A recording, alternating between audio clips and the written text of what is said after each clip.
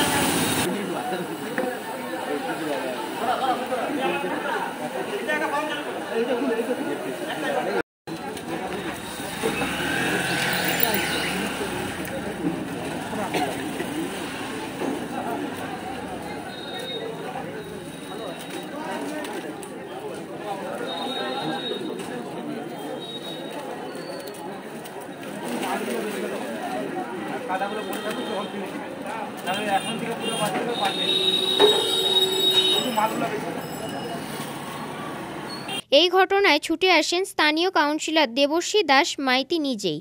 যদিও কিভাবে এই অগ্নিকাণ্ডের ঘটনা ঘটেছে তার তদন্ত করছে পুলিশ। ঘটনা আজ রবিবার, সবাই বোধহয় একটু খেয়ে দিয়ে ঘুমিয়ে গেছিলেন। তো আমাদেরই এক কর্মী আমাকে খবর দিলেন যে দিদি, আমাদের যে বিমলবাবু, আমাদের ৪ নম্বর ওয়ার্ডের কাউন্সিলর এবং আমার ওয়ার্ডেরই মানুষ উনি, তো আগুন লেগে গেছে, ধোঁয়া বেড়াচ্ছে, আপনি একটু তাড়াতাড়ি আসুন। আমি এলাম, দেখলাম যে প্রচণ্ড ধোঁয়া বেড়াচ্ছে। পুলিশ দমকলরা সব এসেছেন, যথাসাধ্য তাদের চেষ্টা করছেন। নিচে বোধহয় কোনো গুদাম ঘর ছিলেন, সেখানে মিস ইউজ কিছু জিনিসপত্র ছিলেন। এবার কীভাবে আগুন লেগে গেছে জানা যাচ্ছে না। বিভিন্ন জন মানুষ বিভিন্ন রকম বলছে। পুলিশরা এসেছেন, তারা তদন্ত করবেন। সঠিক তদন্তের পর নিশ্চয়ই যদি কোনো রকম কিছু মানে বাজে কিছু থাকে বা কেউ যদি অপ্রীতিকর ঘটনা ঘটে, কেউ যদি লাগিয়ে দেয় ইচ্ছাকৃতভাবে, তাহলে পুলিশ সঠিক তদন্ত করবেন। আমরা যথাসাধ্য তাদের পাশে আছি, চেষ্টা করব যাতে দোষীরা শাস্তি পায়।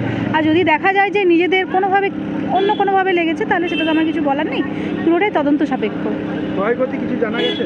না, ক্ষয়ক্ষতি কিছু জানা হয়নি, কারণ সবাই এখানে ব্যস্ত। নিচে কি আছে, এইমাত্র দরজা খোলা হবে, আমি যাচ্ছি ওদিকে, আপনারাও যেতে পারেন, দেখতে পারেন। আপনি গোডাউন বলছেন, কিসের গোডাউন?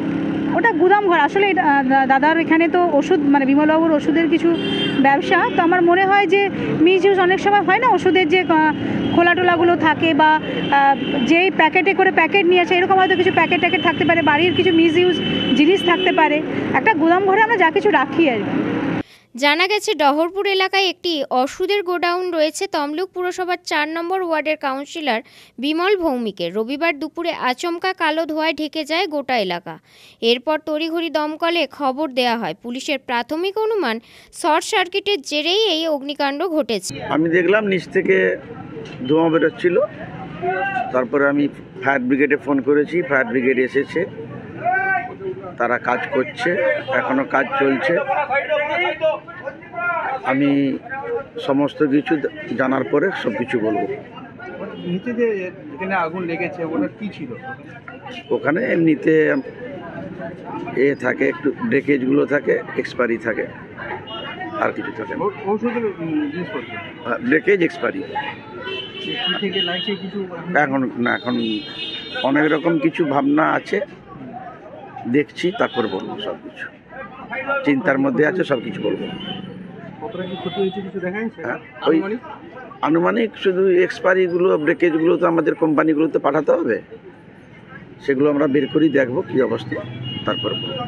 তমলুক ফায়ার স্টেশনের ওসি অসীম কুমার ঘোষ বলেন, এটা বোঝা যাবে না এখন, কারণ বেসমেন্টের মধ্যে কিভাবে লেগেছে, ইলেকট্রিক্যাল শর্ট সার্কিট থেকে লেগেছে কি ওদের কোনো দোষে লেগেছে ওটা বলা যাবে না এখন।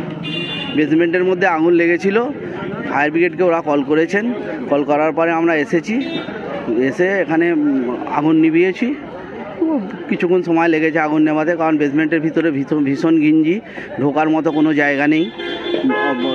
গ্যাপিংটা 3 ফুট গ্যাপিং আছে, আর huge quantity of medicine and medicine carton, stone chip, rod, grill সমস্ত বেসমেন্টে ভর্তি, যার জন্য আমাদের কাজ করতে একটু অসুবিধা হয়েছে। প্রায় কত 45 মিনিট সময় লেগেছে? হ্যাঁ, 40 মিনিটের মতো লেগেছে আমাদের। পুরো ফায়ার আউট হয়ে গেছে, আর কোনো রকম কোনো কিছু নেই।